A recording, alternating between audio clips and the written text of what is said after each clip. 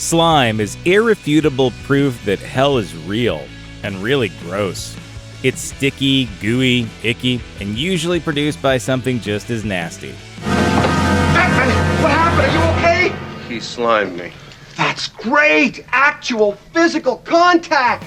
The very thought of slime is enough to make most people feel queasy. So naturally, you should watch an entire video about the grossest real-life slime attacks in the world. Let's get started. Highway hagfish. Found all around the globe, hagfish are deep-sea monsters that look the way unhappiness feels. And when they aren't busy being ugly, the underwater monstrosities are spewing slimy gunk all over the place. But why? Why would anything be that disgusting? There are actually two reasons the fish spew goo. First, it makes them taste disgusting. In human terms, it's like blowing your nose in a bear's mouth. Second, when the hagfish get the munchies, they coat their meal with mucus so nothing else will eat it. Again, this is like blowing your nose on your lunch to show everyone it's yours. And that's just fine when the fish are in the ocean, but in July 2017, a truck transporting 7,500 pounds of those ocean gremlins tipped over and lost its load, hemorrhaging snot snakes all over the place. This caused 5 drivers to crash into each other as fish mucus engulfed them in their unlucky stretch of highway. On the bright side, just kidding, there is no bright side.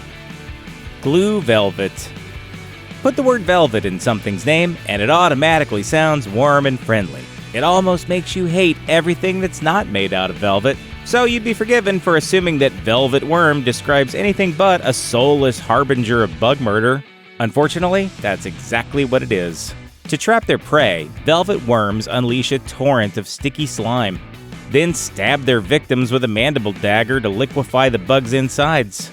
Recent experiments showed that the velvet worm pulls off its spray attack via contracting ducts that squeeze mucus through a narrow conduit. If that freaks you out, just steer clear of the little devils. They're typically found in Australia, New Zealand, the tropics, and on the back of your neck right now. Spidey sneeze. People like to compare spitting spiders to Spider-Man because nothing in this world is sacred. The two basically have nothing in common. For example, spitting spiders look silly in glasses.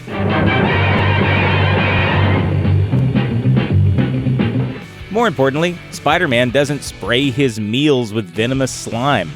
Spitting spiders have an extra web duct which contains a cocktail of silk, glue, and venom. Once they pick a bug from nature's menu, they position their fangs like tiny pistols and bombard their target with death paste. The lethal slime stream travels at up to 62 miles per hour and contracts on contact, sealing both the victim and its fate.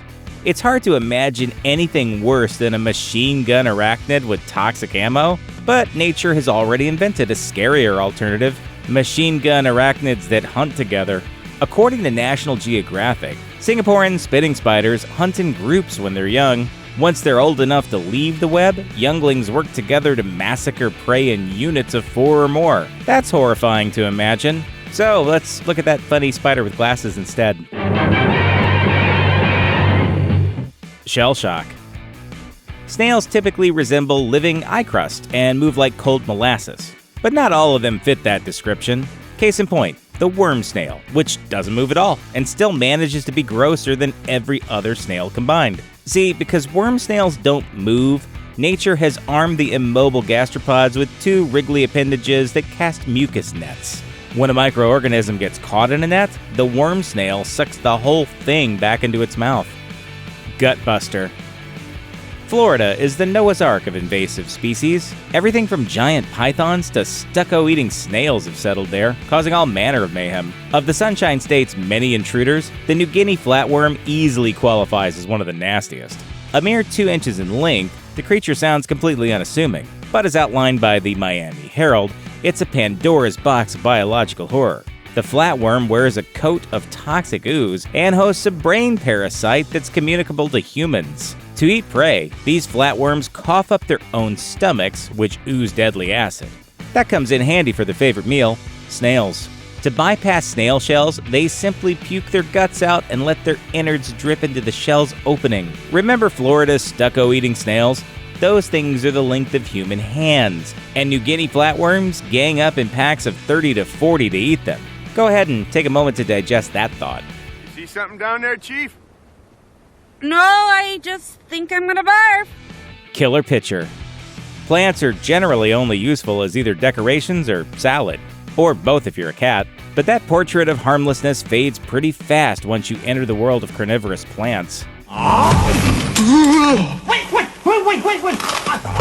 Native to tropical Asia, pitcher plants are nature's lethal ale horns. Only, rather than holding alcohol, they just make you want to drink to forget. Any creature unfortunate enough to enter the plant slides helplessly into a pit of digestive slime that dissolves the victim and swallows it like quicksand. The more it resists, the faster it sinks into oblivion. And if that wasn't horrifying enough, at least one species of pitcher plant in the Philippines has a slime bath strong enough to devour full-sized rats. You'll never look at flowers the same way again. The ant-churean candidate. The life cycle of the lancet liverfluke is kind of like a romantic comedy, if you replace John Cusack with a slime ball and some brain damage. So, more like an Adam Sandler comedy.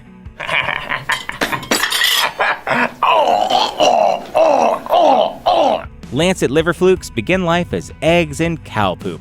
When a snail eats the poop, the eggs infect the snail, which now has to expend energy encasing baby parasites and slime balls. Ants come along and eat the slime balls, because why wouldn't they? That's where things get brainwashy. The young fluke worms take over their new host's brains and force the ants to climb atop blades of grass.